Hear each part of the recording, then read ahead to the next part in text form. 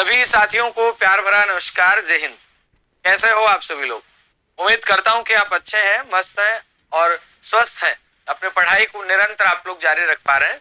आज का सेशन आपने थंबनेल देख लिया, टाइटल देख लिया, पता लग गया होगा क्या है। जी हाँ, आज अपन एक उस मुद्दे पर चर्चा करने वाले हैं। विद्यार्थी काफी से चिंतित रहते हैं और आप सबको चिंताओं से मुक्त करना हमारी, जो कि हम आपके सीनियर मान लो, अग्रज मान लो, मार्गदर्शक मान लो, जो भी है, हमारा दायित्व बनता है कि हम आपको चिंता से मुक्त करें और जो एक सही प्रक्रिया है और सही जो इंफॉर्मेशन है वो आप तक पहुंचे और बिल्कुल सिस्टमेटिक ढंग से। सीधे सरल शब्दों में काफी सारे विद्यार्थी चिंतित रहते हैं कि सर जाति प्रमाण पत्र अब बनवाना है क्या, मेरा तो पहले का बना हुआ है, मुझे अब बनवाना पड़ेगा क्या, या फिर मुझे रिजल्ट आने के बाद बनवाना पड़ेगा क्या। तो प्यारे साथियों, मैं आपको बता दूं, आपको ज्यादा कुछ चिंता नहीं करनी है। और डॉक्यूमेंट वेरिफिकेशन जब आप करवाएंगे तो वहां भी आप जैसे लोग ही रहेंगे, स्कूल व्याख्याता रहेंगे या फिर प्रिंसिपल है, वाइस प्रिंसिपल है, ये सारे लोग ही वहां पे रहेंगे। कुछ ज्यादा चिंता नहीं लेनी है। हाँ, अपने कागजात पूरे रखने और उनकी जानकारी आपको होनी चाहिए, बस इतनी सी बात है। आरपीएससी स्कूल व्याख्याता जाति प्रमाण पत्र नया चाहिए या पुराना चाहिए? आरपीएससी का नियम क्या है? आरपीएससी ने अपने विज्ञप्ति में क्या कहा है? अगर आपने विज्ञप्ति को अच्छे से देखा हो, विज्ञप्ति के पेज संख्या 9 पर ध्यान देना, पुनः मैं कह रहा हूं, आरपीएससी की विज्ञप्ति के पेज संख्या 9 पर, यानी आरपीएससी ने जो स्कूल व्याख्याता का विज्ञापन जारी किया है, आरपीएससी के विज्ञापन में, आरपीएससी के विज्ञापन में आप देखें, विज्ञापन में पेज नंबर 9 पर, पेज नंबर 9 पे आपको बिंदु 1 से 6 का अध्ययन करना है। और बिंदु 1 से 6 का जब आप अध्ययन करेंगे तब आपको जो बातें निकल के आएंगी, क्या क्या इन बिंदुओं में लिखा हुआ है, ये अभी अपन देखेंगे। आगे देखिए क्या है। इसमें साफ साफ लिखा गया है कि प्रमाण पत्रों का सत्यापन, कि प्रमाण जो पत्र हैं इनका सत्यापन किस तरीके से किया जाएगा। आवेदक को वर्ग विशेष SC, ST, OBC, SBC, EWS, उत्कृष्ट खिलाड़ी, भूतपूर्व सैनिक, अनुसूचित क्षेत्र, विधवा, विच्छिन्न विवाह, तलाकशुदा, परित्यक्ता, विकलांगता, राज्य कर्मचारी, राजपत्रित कर्मचारी, मंत्रालय कर्मचारी, जो भी है, इनके मूल दस्तावेजों से उनकी पात्रता जांच कर ली गई हो, दस्तावेज सही पाए गए हो, अतः पात्रता की जांच के लिए ये प्रस्तुत करना सुनिश्चित कर लिया जावे। अब क्या सुनिश्चित कर लिया जावे, ध्यान दें। सबसे महत्वपूर्ण और काम का जो मुद्दा है वो इस बिंदु में है। पूरे वीडियो का सार आपको इसी बिंदु में देखने को मिलेगा। सुनिएगा। कार्मिक विभाग के परिपत्र दिनांक 20/1/2022 के अनुसार, चाहे कोई व्यक्ति एससी का है, चाहे कोई व्यक्ति एसटी का है, एससी है चाहे एसटी है, चाहे कोई व्यक्ति पिछड़े वर्ग का है, ओबीसी का है, चाहे आपका अति पिछड़ा वर्ग का है ना, विशेष पिछड़ा वर्ग का है, आर्थिक ओबीसी है, चाहे आपका एसबीसी कह दो या एमबीसी आप कहते हैं, आर्थिक रूप से कमजोर वर्ग, चाहे आप ईडब्ल्यूएस कह दो, इनके अभ्यर्थियों को आरक्षण का लाभ, ध्यान देना पुनः, इन सब को आरक्षण का लाभ लेने हेतु जाति प्रमाण पत्र, ध्यान देना।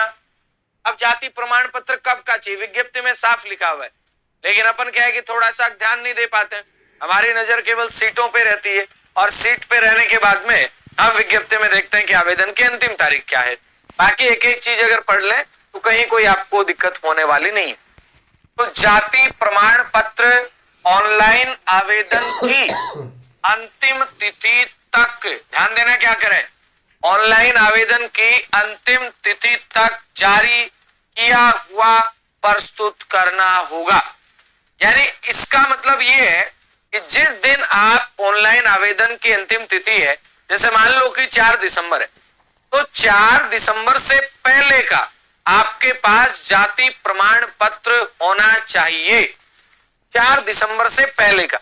अब पहले का वो अब का है या 6 महीने पुराने का है, उससे कोई फर्क नहीं पड़ेगा। 4 दिसंबर से पहले का होना चाहिए, 4 दिसंबर से पहले का, ताकि ये बात साबित हो जाए कि आपने जिस वर्ग में आवेदन किया है, आप जिस आरक्षण का फायदा लेना चाहते हैं, आप उसके हकदार हैं। ये आपका प्रूफ है, या आपने प्रमाण पत्र दे दिया है, या आपने सर्टिफिकेट दे दिया है कि हाँ मैं इस जाति से संबंधित हूं और मुझे इसका लाभ परिलाभ मिलना चाहिए। इसलिए आवेदन की अंतिम तिथि तक आपके पास अपना जाति प्रमाण पत्र होना चाहिए। अब माना कि कोई विद्यार्थी ऐसा है जिसने आवेदन की अंतिम तिथि तक जाति प्रमाण पत्र नहीं बनवाया, तो बाद में भी बनवा ले, लेकिन वो साथ में इस आशय का शपथ पत्र अटैच करे कि हाँ ये मैं ही हूं और मैं इस जाति से संबंधित हूं। अगर भविष्य में ऐसा पाया जाता है कि मैंने गलत जाति प्रमाण पत्र पेश करके नौकरी ली है, तो मुझे वंचित किया जा सकता है, सीधी सी बात। परंतु यदि किन्हीं कारणों से अभ्यर्थी द्वारा आवेदन की अंतिम तिथि तक जारी प्रमाण पत्र प्रस्तुत नहीं किया जाता है तथा अंतिम तिथि के पश्चात जारी किया हुआ प्रमाण पत्र प्रस्तुत किया जाता है, तो ऐसे अभ्यर्थी को इस आशय का शपथ पत्र प्रस्तुत करना होगा कि वह आवेदन की अंतिम तिथि को संबंधित वर्ग की पात्रता रखता था तथा यह सूचना गलत होने पर उसकी नियुक्ति निरस्त कर दी जाए। यानी सारांश क्या है? सारांश एक ही है,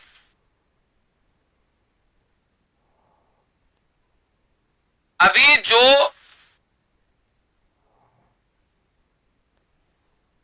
जो जाति प्रमाण पत्र है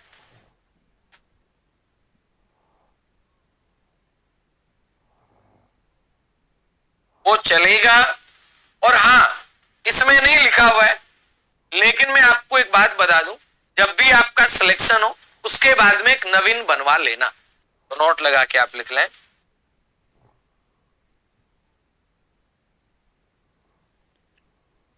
सिलेक्शन के बाद नवीन बनवा लेना।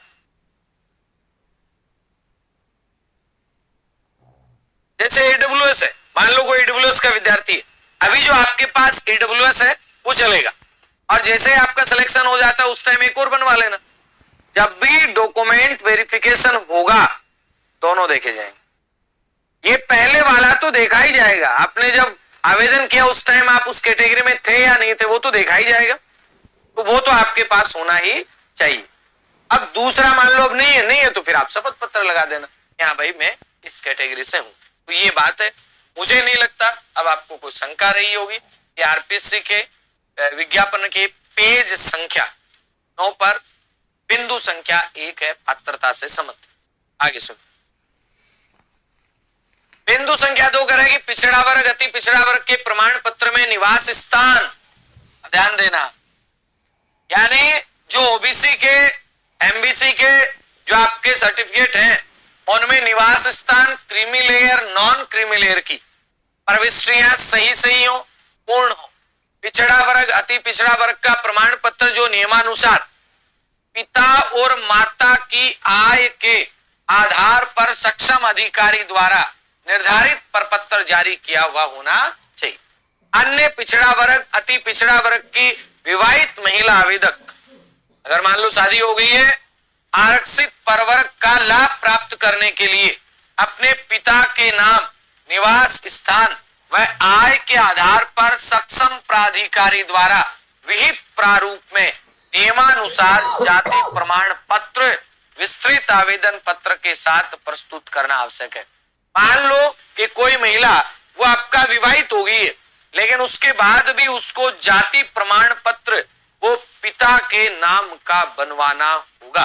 पिता के नाम, निवास स्थान व आय के आधार पर सक्षम प्राधिकारी द्वारा विहित प्रारूप में नियमानुसार जारी प्रमाण पत्र विस्तृत आवेदन पत्र के साथ में प्रस्तुत करना आवश्यक है, अन्यथा उसे वर्ग का लाभ देय नहीं होगा।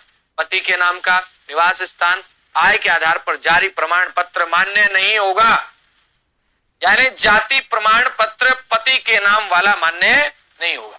अब इसमें एक केस और बता दूं मैं, ये है कि मान लो कोई महिला राजस्थान की है और उसकी शादी होगी पंजाब में, तो उसको कैटेगरी का फायदा मिलेगा। कोई महिला पंजाब की है, हरियाणा की है, यूपी की है, शादी होगी राजस्थान में, उसको कैटेगरी का फायदा नहीं मिलेगा। ओके, राजस्थान राज्य के पिछड़ा वर्ग, अति पिछड़ा वर्ग के क्रीमी लेयर के अभ्यर्थियों को आरक्षण का लाभ दे नहीं है, अतः ऐसे अभ्यर्थियों को ओटीआर में सामान्य वर्ग के आवेदक के रूप में ही एंट्री करनी पड़ेगी। क्रीमी लेयर क्या है, अलग से एक वीडियो बना देंगे इसका, आगे सुनिएगा। एससी एसटी का प्रमाण पत्र सक्षम प्राधिकारी द्वारा निर्धारित प्रपत्र पर जारी किया हुआ होना चाहिए तथा अनुसूचित क्षेत्र का प्रमाण पत्र कार्मिक विभाग की अधिसूचना 2019 के अनुसार उक्त अधिसूचना जारी होने के पश्चात का होना चाहिए। ये नॉर्मल बात है। आगे देखिए, आगे आ रहा है एससी एसटी की विवाहित महिला आवेदक को आरक्षित वर्ग का लाभ प्राप्त करने के लिए अपने पिता के नाम का, वही सेम बात है, पिता के नाम का होना चाहिए, अन्यथा लाभ नहीं मिलेगा। ईडब्ल्यूएस का कोई विद्यार्थी अगर है, यानी कोई विद्यार्थी ईडब्ल्यूएस का है, आर्थिक रूप से कमजोर वर्ग का प्रमाण पत्र अभ्यर्थी एवं उसके पिता के नाम को दर्शाते हुए नियमानुसार पारिवारिक आय के आधार पर सक्षम प्राधिकारी के द्वारा निर्धारित प्रारूप में जारी किया हुआ प्रस्तुत करना होगा, तो राजस्थान राज्य का मूल निवासी होना चाहिए। ये बातें थी, तो ये सेशन था आप सभी के लिए, ताकि आप लोगों तक सारी बातें पहुंचे। बाकी बातें नए किसी सेशन में करेंगे। तब तक के लिए जय हिंद, जय भारत, ऑल द बेस्ट। और कोई समस्या हो और आपको लग रहा हो तो इस वीडियो के नीचे जरूर आप बता देना, वो आप देख लें। ठीक है, जय हिंद, जय भारत।